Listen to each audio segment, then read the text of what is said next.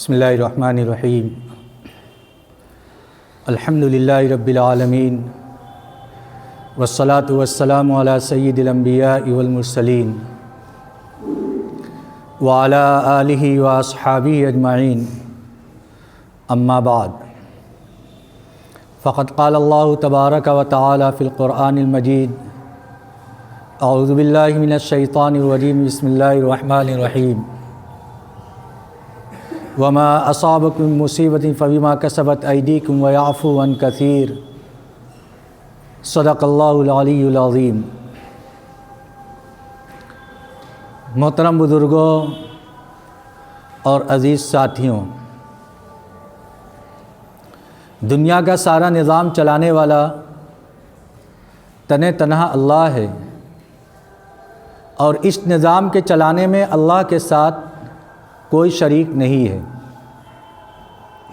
دنیا کے اندر جو احوال پیش آتے ہیں، جو حالات پیش آتے ہیں، قرآن پاک کے اندر اللہ رب العزت نے اس کا ذکر فرمایا ہے، ما اصابکم من مصیبت فبما کسبت ایدیکم ویعفو عن کثیر، کہ دنیا کے اندر جو پریشانیاں، جو احوال، جو مصیبتیں تم کو پیش آتی ہیں، وہ سب تمہارے بدعمالیوں کی وجہ سے ہے، اور بہت سی بدعمالیاں ایسی ہیں جن کو اللہ رب العزت معاف فرما دیتے ہیں، اس پر مواخذہ اور گرفت نہیں فرماتے۔ اس سال پھر دنیا کے احوال تبدیل ہو رہے ہیں، اور پہلے جیسے احوال دنیا کے اندر رونما ہو رہے ہیں۔ اب ان حالات کے اندر ہمیں کیا کرنا چاہیے، ہم اس کا مقابلہ کس طریقے سے کریں؟ کیا یہ کوئی جنگ ہے جس کے اندر اللہ سے بندہ جنگ کر رہا ہے، یا اللہ کی جانب سے آنے والی ایک آزمائش ہے جس کا علاج توبہ اور استغفار ہے؟ ایک ایمان والا اس نظریے سے دیکھتا ہے کہ دنیا کے اندر جو احوال پیش آتے ہیں، اگر وہ اچھے ہیں تو وہ اللہ کی رضا کی نشانی ہے، اور اگر وہ احوال اور حالات ایسے ہیں جو ہمارے لیے پریشان کن ہیں، تو یہ اس بات کی نشانی سمجھی جاتی ہے کہ ہمارے اعمال کے ذریعے سے ہمارا اللہ راضی نہیں ہو رہا ہے، ہمارے اعمال کے اندر کمی ہے۔ جس اعمال کی کمی کی بھرپائی توبہ اور استغفار اور اعمال کے اندر اصلاح کے ذریعے ممکن ہے، اس کے بغیر ممکن نہیں ہے۔ ادھر کچھ مہینوں سے اگر ہر آدمی اپنی انفرادی زندگی کا جائزہ لے، کسی اور کو نہ دیکھے، بلکہ ہر آدمی اپنی انفرادی زندگی کا جائزہ لے، تو اس کو یہ بات نظر آئے گی اس کی زندگی کے اندر آخرت کی جانب وہ رجحان جو کچھ سالوں پہلے یا کچھ مہینوں پہلے تھا، اس رجحان کے اندر کمی آ گئی، اعمال کے اندر کمی آ گئی، اور ہر آدمی اپنے دنیاوی مشاغل کے اندر ایسا مشغول ہو گیا کہ اس کو اپنی آخرت کی یاد نہیں آتی تھی، اور اپنی آخرت کی یاد سے غفلت سے زندگی گزار رہا تھا۔ اللہ رب العزت دنیا کے اندر انسانوں کو متنبہ کرنے کے لیے، بیدار کرنے کے لیے ان کو آزمائش کے اندر مبتلا کرتا ہے، تاکہ بندہ اس وقت اس سے باز آ جائے اور میری جانب متوجہ ہو جائے، قبل اس کے کہ وہ دن آ جائیں جس دن آنے کے بعد ایک ساتھ ایک لمحہ کی بھی انسان کو فرصت اور مہلت نہیں دی جائے گی۔ آج ہمارے پاس موقع ہے، ہم اس موقع کو غنیمت سمجھتے ہوئے اپنے اعمال کی اصلاح کر سکتے ہیں، لیکن کل جب ہماری آنکھ بند ہو جائے گی تو اس کے بعد ہم ایک مرتبہ سبحان اللہ کہنے کے بھی محتاج ہوں گے، منتظر ہوں گے کہ کوئی ہمارا رشتہ دار ایصال ثواب کرے، لیکن ادھر رشتہ دار اپنی مشغولیت کے اندر ایسے پھنسے ہوئے ہوں گے کہ ان کے وہ رشتہ دار جن کو مٹی دے کر آئے ہوں گے پھر ان کو یاد کرنے کی نوبت نہیں آئے گی. کچھ وقت گزر جائیں گے، تھوڑا یاد کر لیں گے، لیکن عام حالات کے اندر وہ اپنی مشغولیت کی وجہ سے اپنے رشتہ داروں کو یاد نہیں رکھیں گے. ان کے وہ سارے احسانات جو اس وارث کے ساتھ ہے، جو ان کے مال کا، ان کے ترکہ کا وارث بنائے اور ان کی وجہ سے بڑی بڑی جائیداد اور بڑی بڑی رقم اس کے ہاتھ لگی ہے اور بڑی فراخی کے ساتھ زندگی گزار رہا ہے، لیکن ان کے احسانات کے بدلے میں اس کے بعد دینے کے لیے کچھ موقع نہیں ہوگا، کیونکہ وہ بھی اپنے کام دھندے کے اندر مشغول ہوگا.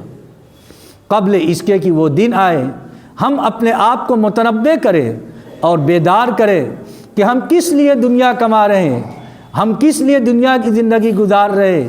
ہم اس لیے دنیا کے اندر دنیا کما رہے تاکہ اس کے ذریعے سے ہمیں اللہ کی رضا ملے.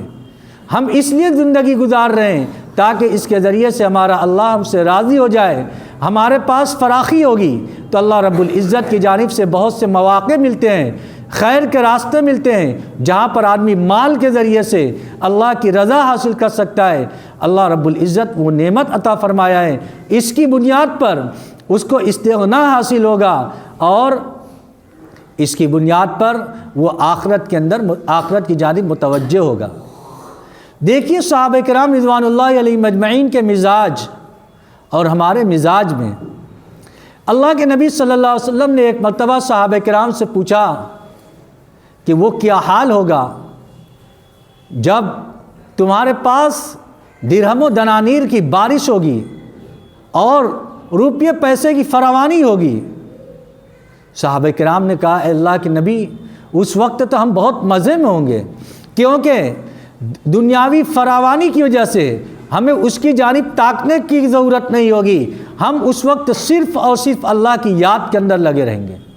دیکھیے ان کے مزاج کے اندر کیا تھا کہ اگر ہمارے پاس فراخی ہے تو اس فراخی کے بعد ہم اللہ کی یاد کے اندر وقت کو لگائیں گے، دنیا طلبی کے اندر، دنیا کمانے کے اندر اپنے وقت کو نہیں لگائیں گے. آج ہمیں بھی متوجہ ہونے کی ضرورت ہے. سارا نظام چلانے والا تنہا اللہ ہے، اللہ کا غیر اس کے اندر ذرہ برابر بھی شریک نہیں. جب اللہ کے ہاتھ کے اندر سارا نظام ہے، ہم اس اللہ کو راضی کر لیں گے تو ہمارے سارے مسائل حل ہو جائیں گے. اگر ہم اس اللہ کو ناراض کر کے زندگی گزاریں گے اور لوگوں کو راضی کر کے زندگی گزاریں گے تو یہ یاد رکھیں اس کی بنیاد پر لوگوں کا راضی ہونا ضروری نہیں، لیکن اللہ اس کا رسول ہم سے ناراض ہو جائے گا، اور جب اللہ اور رسول ناراض ہوگا تو پھر ہماری دنیا بھی برباد ہوگی اور ہماری آخرت بھی برباد ہوگی. قرآن پاک کے اندر اللہ رب العزت نے آخرت کے احوال کو، برزخ کے احوال کو کھول کھول کر جگہ جگہ بیان فرمایا ہے. کیوں ذکر فرمایا؟ اس لیے ذکر فرمایا تاکہ بندہ ان احوال کو سنے اور اس کے سننے کے بعد اس کے دل کی کیفیت کے اندر تبدیلی پیدا ہو. ورنہ اگر انسان ان احوال کو سننا چھوڑ دے گا اور گناہوں کا عادی ہو جائے گا تو اس کی بنیاد پر اس کے دل زنگ آلود ہو جائیں گے، اور جب دل زنگ آلود ہو جائے گا تو پھر انسان کو نیک کام کی توفیق نہیں ملے گی. قرآن پاک کے اندر اللہ رب العزت نے ارشاد فرمایا کلا بل ران علی قلوبہم بما کانوا یکسبون، کہ انسانوں کے دلوں کے اوپر زنگ لگ گئے ہیں. اور زنگ کیوں لگتا ہے؟ انسانوں کے گناہوں کی وجہ سے. اسی وجہ سے حدیث کے اندر آتا ہے جب انسان ایک گناہ کرتا ہے تو اس کے دل کے اوپر ایک کالا نقطہ لگ جاتا ہے. جب توبہ اور استغفار کرتا ہے تو اس کی بنیاد پر اس کا اللہ رب العزت اس کے دل کو صاف فرما دیتے ہیں. جب دوسرا گناہ کرتا ہے پھر کالا نقطہ لگ جاتا ہے، پھر توبہ اور استغفار کرتا ہے، پھر وہ دھل جاتا ہے. لیکن اگر گناہ پر گناہ کرتا رہتا ہے اور توبہ اور استغفار نہیں کرتا تو اس کے دل کے اوپر زنگ لگ جاتا ہے، اور جب دل کے اوپر زنگ لگ جاتا ہے تو پھر اس کو کسی نیک عمل کی توفیق نہیں ہوتی. آج ہم دیکھیں کہ ہمیں نیک عمل کی توفیق کیوں نہیں ہو رہی ہے، کیوں ہم سے نیک عمل کی توفیق چھین لی گئی. اس کی بنیادی وجہ یہ ہے کہ آج ہمارے دلوں کے اوپر زنگ لگ گیا ہے.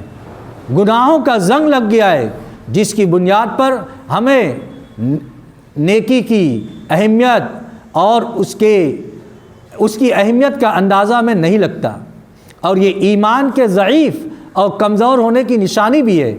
اللہ کے نبی صلی اللہ علیہ وسلم نے ارشاد فرمایا، اذا سرتک حسنتک فانت مؤمن واذا ساءتک سیئتک فانت مؤمن۔ جب نیکی کرنے کے بعد تم کو خوشی حاصل ہو اور گناہ کرنے کے بعد تم کو رنج ہو تو سمجھو کہ تم مومن ہو، ایمان والے ہو۔ آج کوئی آدمی گناہ کرتا ہے، حرام کا ارتکاب کر رہا ہے، کتنا مضحکہ خیز انداز ہوتا ہے، اس وقت کتنا اس کو مزہ آتا ہے، کتنی لذت آتی ہے۔ ذرا یہ سوچئے کہ اس حال کے اندر کیا ہمارے دل کے اندر ایمان ہے؟ اللہ کے نبی صلی اللہ علیہ وسلم ارشاد فرماتے ہیں، جب نیکی کرنے کے بعد خوشی ہو اور گناہ کرنے کے بعد رنج ہو تب یہ سمجھو کہ تم مومن ہو۔ یہاں گناہ کرنے کے بعد آدمی کو خوشی حاصل ہو رہی ہے، خوش ہو رہا ہے، اس کی بنیاد پر ایمان اس کا انتہائی ضعیف ہے، انتہائی کمزور ہے۔ اس کی بنیاد پر اس کو گناہ کرنے کے بعد اپنی شرمندگی کا احساس ہونا چاہیے، تو اس شرمندگی کے بعد وہ ڈھٹائی کا مظاہرہ کرتے ہوئے اس پر ہنستا ہے۔ یہ تو ایسا وقت ہوتا ہے کہ اگر اس گناہ کی وجہ سے اللہ کا عذاب آ جائے تو آدمی کے لیے کم ہے، کیونکہ آج کے اس دور کے اندر جو گناہ پائے جاتے ہیں پچھلی قوموں کے اندر بھی پائے جاتے تھے۔ مثلا ناپ تول کے اندر کمی، اپنے حق کو پورا وصول کرنا، دوسرے کے حق کو دینا ہو تو کمی کرنا، چاہے اس کا تعلق کسی چیز سے ہو، کسی چیز کو ناپ کر دینا ہو، ناپ کر لینا ہو، یا حقوق کے تعلق سے ہو، اپنا سامان ہو تو بہت پورا لیں گے، کسی کو دینا ہو تو اس کے اندر ڈنڈی مار دیں گے، کم بھی چلا لیں گے۔ یہ حقوق تلفی ہوتی ہے۔ اس کی بنیاد پر ایک قوم کے اوپر عذاب آیا۔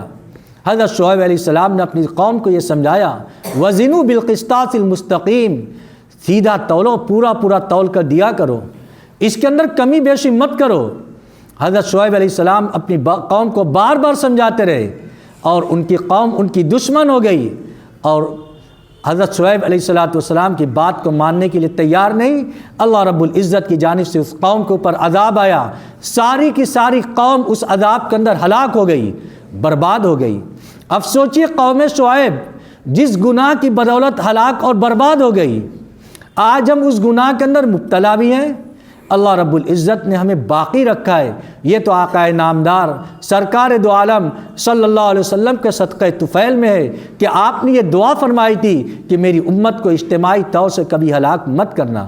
اللہ رب العزت نے یہ دعا آپ کی قبول فرمائی ہے، کبھی اجتماعی طور سے ہلاک نہیں ہوگی۔ لیکن ڈرنے کی بات ہے، کیا ان عذاب ان پریشانیوں کی وجہ سے جب پچھلی قوموں کے اوپر عذاب آ سکتے ہیں تو کیا ہم ان عذاب کے مستحق نہیں ہیں؟